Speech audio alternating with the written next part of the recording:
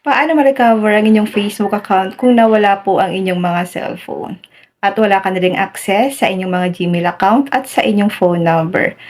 Open lang natin at mag-login sa ating mga Facebook account. Click three lines. Click Settings and Privacy. Click Settings. Click natin ang Meta Account Center.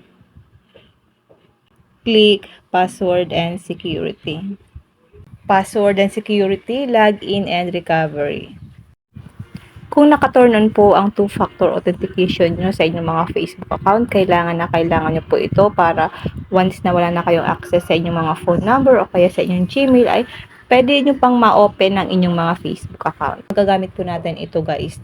Malaking tulong po ito sa atin, itong pag-recover ng ating mga Facebook account kung wala na kayong access sa inyong mga Gmail account at kapag nawala rin po ang ating mga cellphone at yung phone number na kung saan connected po sa ating mga Facebook account. Click natin ang two-factor authentication.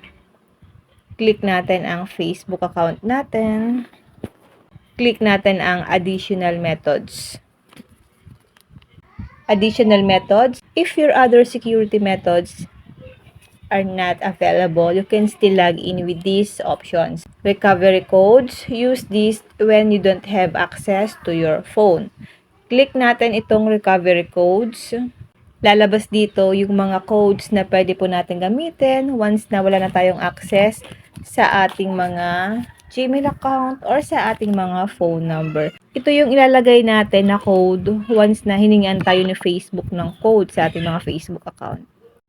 Isulat lang po natin ito guys sa isang malinis na papel at itago po natin ito kasi magagamit nyo po ito once na naka-turn on po ang two-factor authentication natin sa ating mga Facebook account. Maganda rin po kasi guys kapag naka-turn on ang two-factor authentication para nanonotify tayo once na nilalagin po sa ibang device ang ating mga Facebook.